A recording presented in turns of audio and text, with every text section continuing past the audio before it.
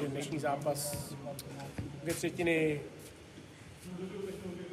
dá se říct, dobrý florbal, vyrovnaný zápas. Místy my jsme byli lepší, bohužel závěr druhé třetiny, dětské chyby, které jsme přenesli do té třetí a tam prostě po 3 individuálních chybách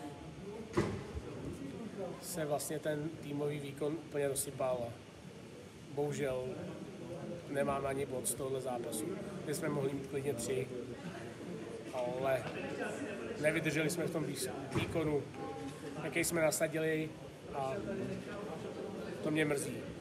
Mrzí mě to i hlavně kvůli brankáři, který nás držel a chytal famózně, bohužel ve třetí třetině ho nechali úplně vykoupat a byla to škoda.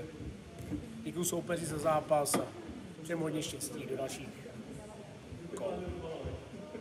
Tak já budu opakovat asi to stejně, co trenér.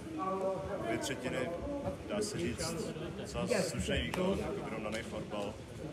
Bohužel ve třetí třetině se to celý rozpadlo.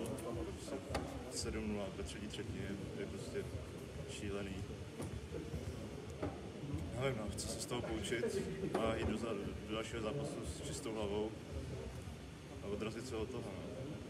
Bohužel jako je, pokud chceme ještě pomýšlet na playoff, musíme víc zabrat, jako dát do toho víc.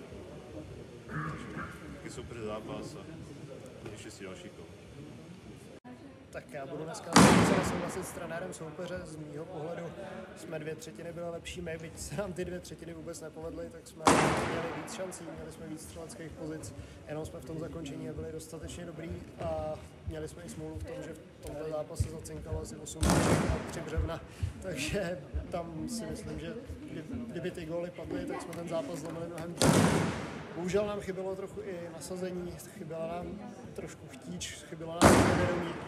A ve chvíli, kdy jsme to na začátku třetí třetiny stáli na 2 liny na hráče, který nám v tu chvíli přišli, že tam ten chtíč mají a zlomili jsme to pár gólama, tak se ukázalo, že to sebevědomí máme. Rozdíloví hráči nám začali v tu chvíli super pracovat na hřišti a ten rozdíl se ukázal jako relativně velký. Třetí třetinu 7-0 a pro nás to jsou strašně důležitý 3 body.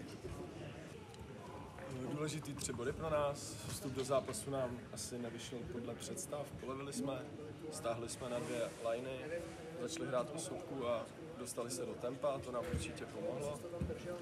Děkujeme všem divákům, kteří přišli. Třetí třetina se nám povedla podle našich představ.